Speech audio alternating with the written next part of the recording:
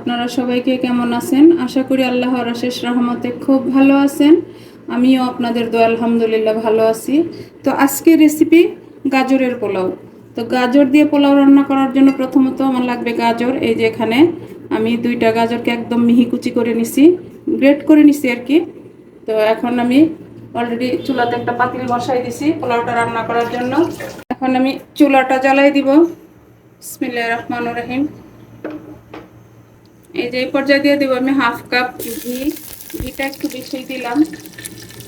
এই পর্যায়ে দিব আমি 1 চামচ কিশমিশ, 2টা দারুচিনি, একটা কালো এলাচ, 2টা তেজপাতা, 4-5টা হচ্ছে লং, আর 10-12টা গোলমরিচ।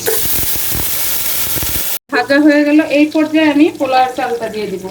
এখানে আমি 1 কিলো চাল নিয়ে নিছি, চিনি গুঁড়া। এটাকে ধুয়ে পরিষ্কার করে পানিটা জড়ায় রাখছি। চালটা আমি সবকিছুর সাথে একটু ভাজবো।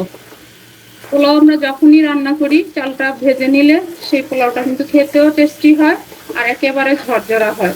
তো আমি জানি আপনারা আমার চাইতেও ভালো পোলাও রান্না করতে জানেন, কিন্তু আমি আমার মতো করে শেয়ার করলাম আমার প্রিয় ভাই বোনদের জন্য।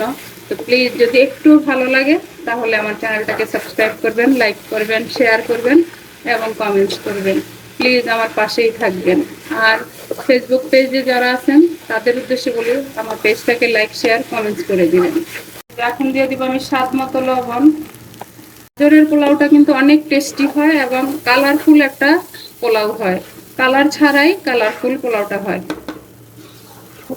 এই যে দেখেন আমার চালটা ভাজা হয়ে গেল। মাশাআল্লাহ মাশাআল্লাহ, অনেক সুন্দর একটা ফ্লেভার আসতেছে। আর চাল ভাজারটা বুঝতে পারবেন এই যে এরকম একটা শনশন আওয়াজ হবে, ফুটফুট একটা আওয়াজ হইতেছে। শুনতে পারছেন কিনা জানি না। এখন এই পর্যায়ে দিয়ে দিব আমি পোলাও রান্নার জন্য পানিটা। আর পোলাওর পানি তো পোলাও বা বিরিয়ানির পানিটার মেজারমেন্ট তো আমি অনেক ভিডিওতেই বলছি, যতটুকু চাল তার ডাবল। এই যে এখন দিয়ে দিব আমি পানিটা। এই যে পানিটা দিয়ে দিলাম। এখন এই পর্যায়ে দিয়ে দিব আমি 2 চামচ চিনি। এই গাজরের পোলাওটাতে যদি চিনিটা দেওয়া হয় টেস্টটা আরো বেশি ভালো আসে। এখন এটাকে আমি ঢাকনা দিয়ে বলক আসা পর্যন্ত অপেক্ষা করব। এই যে বলক চলে আসছে, মাশাআল্লাহ। আর পোলাও বা বিরিয়ানি যখনই রান্না করবেন, আমি জানি আপনারা জানেন অবশ্যই, তো আমি বললাম একটু আমার মতো করে। যদি লবণটা চেক করতে চান তাহলে এই যে এখন পানিটা একটু চেখে দেখবেন, যদি কটা হয় তখন বুঝবেন যে পোলাওয়ে বা বিরিয়ানিতে আপনার লবণটা একেবারে পারফেক্ট হবে। এখন এই পর্যায়ে এই যে আমি গাজরগুলো দিয়ে দিব। গাজরগুলো দিয়ে দিলাম। এই গাজরের থেকে কালারটাও আসবে আর সুন্দর একটা ফ্লেভারও আসবে। এই গাজরের পোলাওটা কিন্তু খেতে অনেক টেস্টি হয়। এখন দিয়ে দিব আমি 10-12টা কাঁচামরিচ দিয়ে এখন ঢাকনাটা দিয়ে একেবারে ফ্লেমটা লো করে আমি এটাকে 15 মিনিট রান্না করব। 15 মিনিট পরে আসলাম। দেখেন মাশাআল্লাহ মাশাআল্লাহ, পোলাওটা অনেক সুন্দর হয়েছে। এখন একটু নেড়ে দিব। দেখেন একেবারে ঝরঝরা একটা পোলাও হয়ে গেল। আমার রেসিপিটা ফলো করে প্লিজ আমার নতুন রাঁধুনি, নতুন প্রজন্মের যারা আছেন তারা একবার বানালে ইনশাআল্লাহ নিরাশ হবেন না।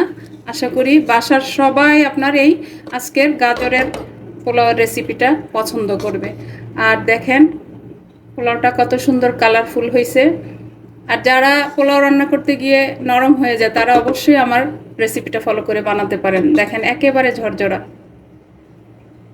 এখন আবার আমি ঢাকনাটা দিয়ে আর 5 মিনিট দমে রাখবো। 5 মিনিট পর আমি সার্ভ করে আপনাদের সাথে শেয়ার করতেছি যে আজকে আমার গাজরের পোলাওটা কেমন ঝরঝরা হয়েছে আর দেখতে কেমন হয়েছে।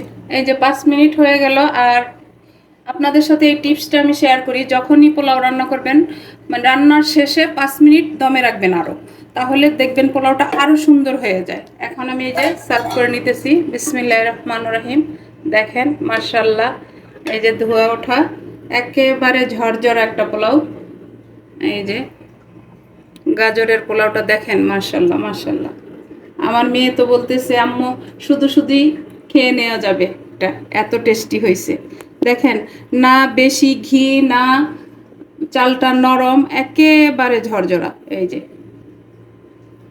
তো যাই হোক, আজকে কার কার এই আমার গাজরের পোলাওর রেসিপিটা পছন্দ হয়, প্লিজ আমাকে অবশ্যই কমেন্টসে জানাবেন আর আমার সাথেই থাকবেন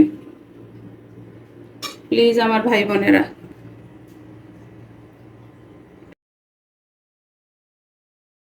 হয়ে গেল আমার গাজরের পোলাও, দেখেন মাশাল্লাহ মাশাল্লাহ লুকটা দেখেন। তো যাই হোক, আজকে আমার এই গাজরের পোলাও রান্না করা শেষ হয়ে গেল। আমি আপনাদের কাছ থেকে বিদায় নিব, আবার নতুন কোনো রেসিপি নিয়ে আসব। আল্লাহ হাফেজ।